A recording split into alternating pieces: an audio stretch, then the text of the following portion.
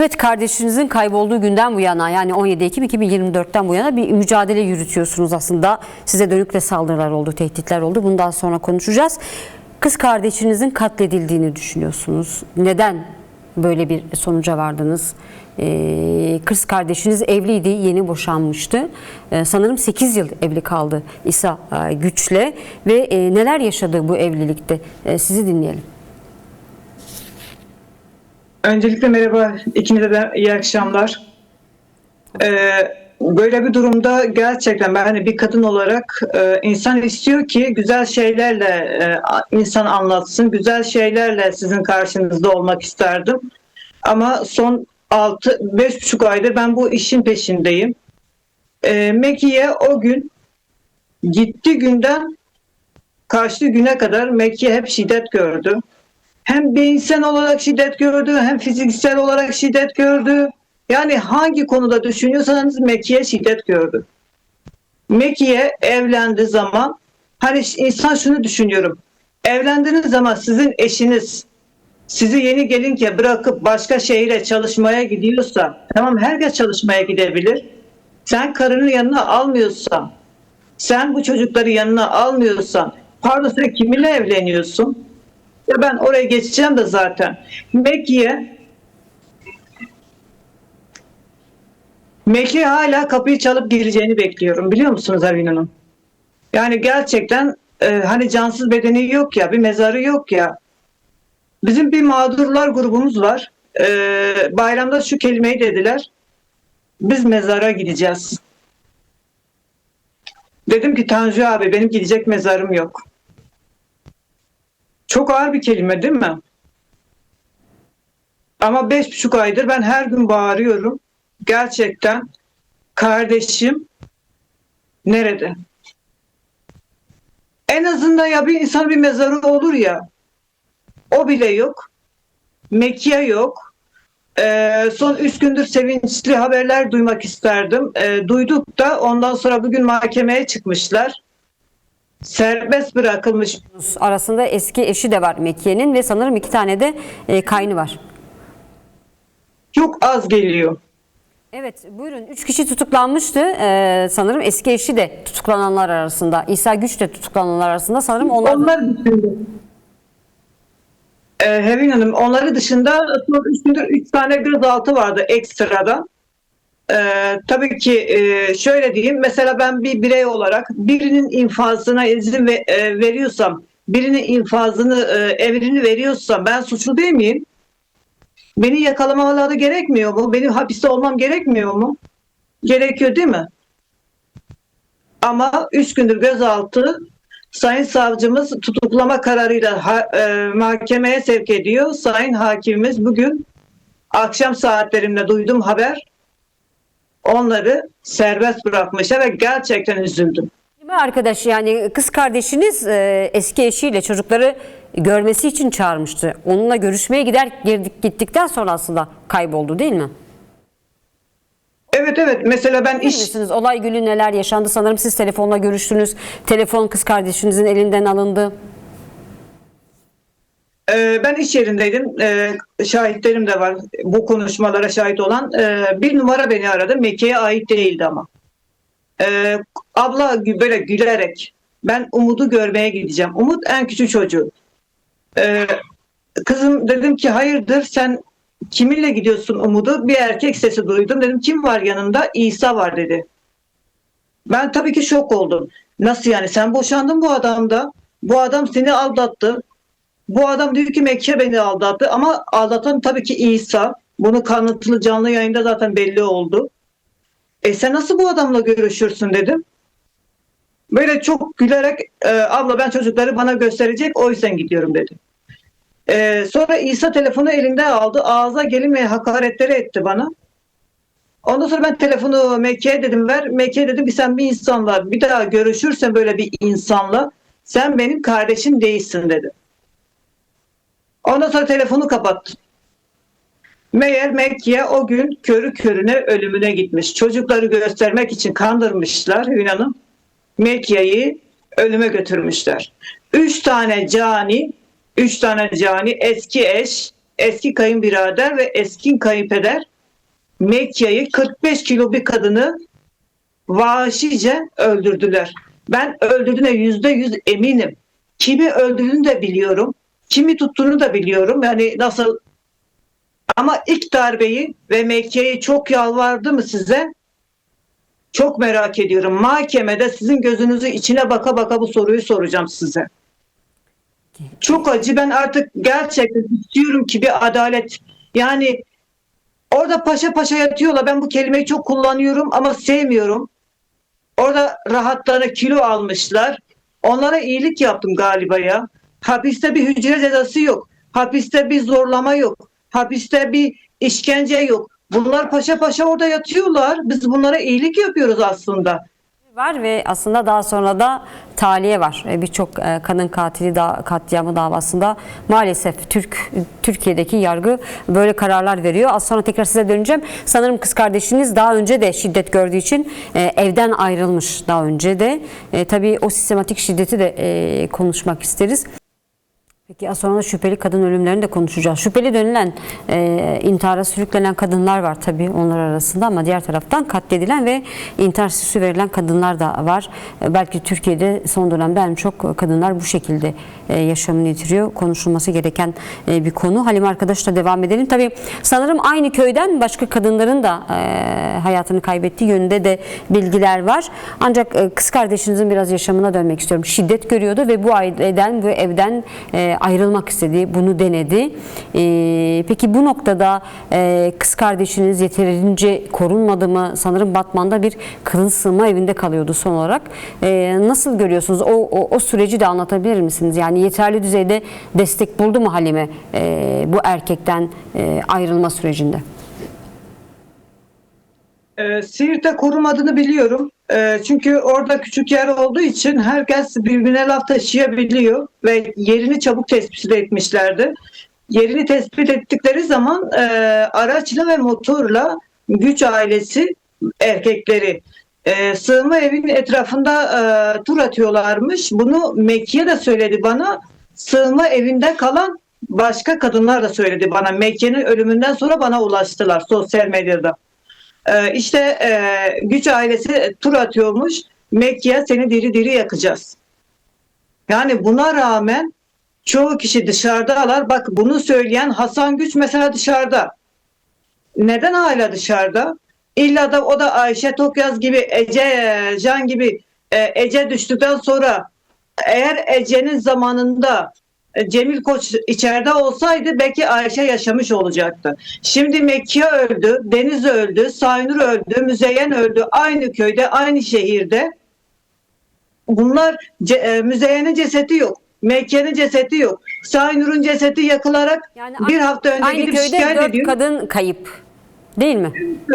Bak biliyorum, isimleri de söylüyorum. Saynur Hanım bir hafta önce gidip şikayet ediyor jandarmaya. Diyor ki beni kocamın ailesi Güç ailesiyle akrabalar. Beni öldürecekler diyorlar. Muhtar gidip şikayetin üstünü kapatıyor. Ondan sonra bir hafta sonra 2021 yılında 13 Nisan'da saat akşam 18'de olması gerekiyor. Saynur Hanım benzin yakılarak, bakın 40'lı bebeği var, evde yok. 3-4 tane çocuğu daha var. Onlar da evde yok. Kayınvalide, kayınpeder hiç kimse evde yok. Tek Saynur Hanım evde bırakılıyor. Benzin yakılarak öldürülüyor. Diyorlar ki neymiş? Tövbe haşa. 3 harfler kadını yakmış. 3 harfleri işi gücü yok. Kadına benzin döktü, yaktı. Hangi akla mantığa sığıyor? Ve bunu ifadesini kapatan muhtara sesleniyorum. Sende vicdan var mı? Senin kızın yok mu? Senin eşin yok mu? Senin anan yok mu? Ya ben gerçekten artık delirdim. Ya deli değil, ben onların aklı benim aklımın önünde diz çöker de.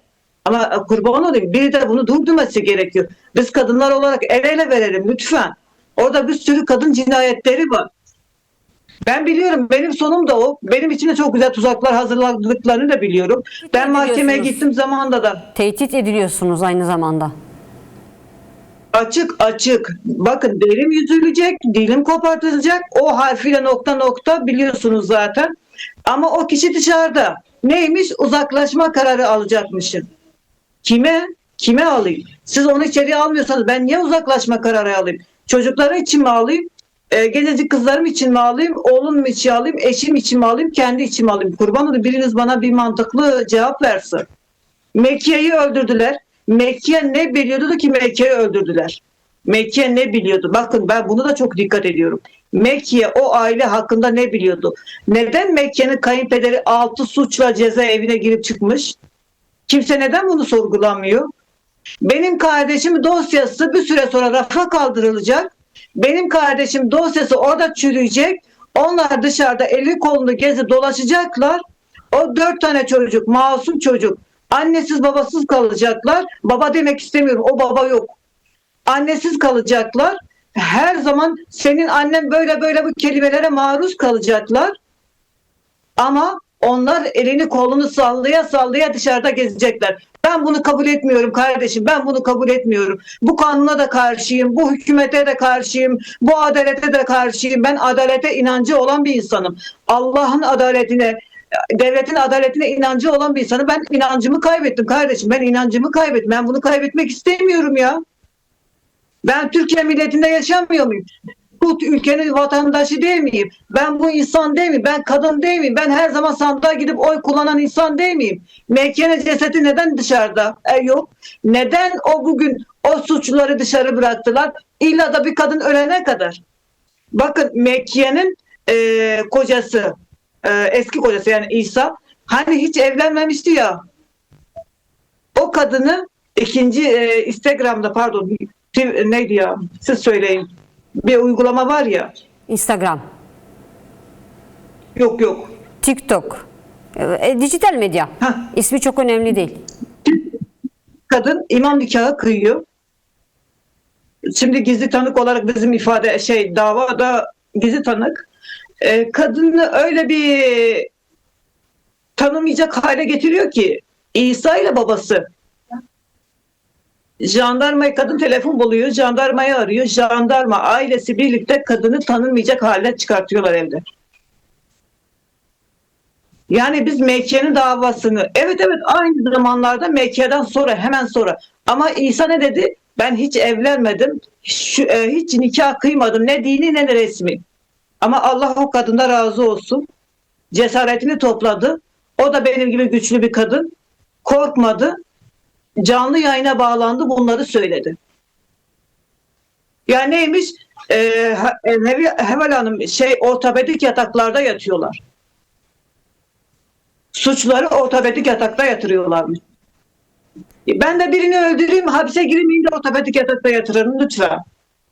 Sonum o yani. Şimdi Halime arkadaşlar, biz yayınımızın sonuna doğru yaklaşıyoruz. Talepleriniz var. Kız kardeşinin cenazesini istiyorsunuz. Eğer katledilmişse, yaşıyorsa da tabii ki kız kardeşinizden haber almak istiyorsunuz. Ve belki buradan bizi izleyen kadınlara, kadın kurumlarına, çünkü siz de ifade ettiniz. Tabii siz kendiniz ailesi olarak, Mekke'nin ablası olarak mücadelenizi sürdürüyorsunuz ve sürdüreceğinizi de söylediniz. Tabii beklentiniz nedir? Kadın cinayetleri platformu var. Yine farklı kadın hareketleri de var. Tevge Renci'nin Azat var. Kürdistan kentlerinde. Şimdi beklentiniz ne? Bir de bizi izleyenlere nasıl bir mesaj vermek istersiniz, özellikle de Mekke'ye yaşatılanlar üzerinden? Şunu demek istiyorum, özellikle hanım arkadaşlarıma, hanım kardeşlerime: asla kapalı, açık, Kürdü, Türkü, Lazı, Çerkezi hiç fark etmeden kendinizi koruyun. Kendinizi koruyun, kendinize saygınız olsun. Hiçbir erkeğe kendinizi ezdirmeyin. Onlar sizden daha akıllı değildir, emin olun. Siz güçlü insanlarsınız, güçlü kadınlarsınız. Her zaman bunların üstünde gelin. Bakın, ben tek başıma savaşıyorum. Gerçekten çok zor bir süreçte geçiyorum. Edil Hanım biliyor neler yaşadığımı ve aile tarafında, güç ailesi tarafında, şişman aile tarafında neler yaşadığımı ben biliyorum. Allah biliyor, kadın cinayetler platformu biliyor. Ama vazgeçmeyin, korkmayın, yalnız değilsiniz. Taleplerim de şunlar: tez zamandan Mekke'nin cansız bedeni bulunsun Allah'ın izniyle. İstiyorum ki adalet mekanizması şaşmasın. Dışarıda kalanları da içeriye alsınlar. Neden? Çünkü suça ortaklar. Dışarıda kaldıkları sürece bir kadın daha ölecek. Bir çocuk daha suça sürüklenecek. Bir çocuk daha suçu öğrenecek. Çünkü ne? Ben canlı yayında, YouTube'da canlı yayında, gazetecilerde canlı yayın yaparken satır resimlerini atan çocuklar da benim kardeşimin çocukları şu anda onların yanında. Ben ne dedim? Yarın benim kardeşimin çocukları suça sürüklendikleri zaman ben o çocukları koruyacağım devlete karşı. Niye dedim? Bana sordular neden? Çünkü siz bıraktınız oraya. Siz suçu öğrettiniz. Ben bu kadar dilekçe verdim. Neden bir tane hep red? Ulan ben Müslüman değil miyim? Ben bu ülkenin vatandaşı değil miyim? Benim kardeşim bu ülkenin vatandaşı değil mi? Aynı hakka sahip değil miyiz? Burada İstanbul'da en ufak şeyde bir şiddet, bir tokat vurduğun zaman Allah korusun vurmayalım da hemen çocukları alıyorlar ya. Biz avukatlarla birlikte oraya gittik. O çocuklar beni tanıdıkları halde canavarca bir şekilde sen pissin, sen kötüsün, git burada. Taş attı bana. Ya ben teyzesiyim ya, teyzesiyim, öz teyzesiyim, anne yarısıyım. Bana sarılması gerekirken ben çocuktan korktum. Bu çocuk nasıl bir psikolojide? O pedagog hanıma sesleniyorum. Bu ifadeyi evde alan pedagoga sesleniyorum. Senin vicdanın var mı? Eğer vicdanın varsa, Allah korkun varsa sen o çocuklara o imzayı atmazdın. Çocuklar orada baskı altında o ifadeyi verirken sen nasıl o imzayı attın? Ya ben açıkça söylüyorum, Siirt'te adalet yok. Bakın açık söylüyorum. Ne oradaki insanlardan destek gördüm, tam tersine beni öcü olarak biliyorlar. Beni sanki hani şey vardır ya, şeytanı taşlar gibi beni taşlayacaklar. Yemin ederim aynı o duruma geldik ya. Ya destek verin, destek. Neden korkuyorsunuz? Allah var ya, Allah var. Sizin Allah'tan başka güçleriniz var mı? Neden korkuyorsunuz? Kadın olarak sesinizi çıkartın. Kurban olayım, sesinizi çıkartın. Güçlüsünüz, akıllısınız, kendinizi koruyabilirsiniz. Sizin kız evlatlarınız var. Onlara örnek olmanız gerekiyorsunuz. Ben ne diyeyim ya, artık ne diyeyim? O çocukları alınsın, kardeşimin aşını bana versinler. Bana tehdit edenlere de burada güzel bir selam söylüyorum onlara. Gün gelir hepinizi içeri tıktıracağım. Buyurun, sana bir şeyler eklemek istiyorsunuz Halim arkadaş. Buyurun.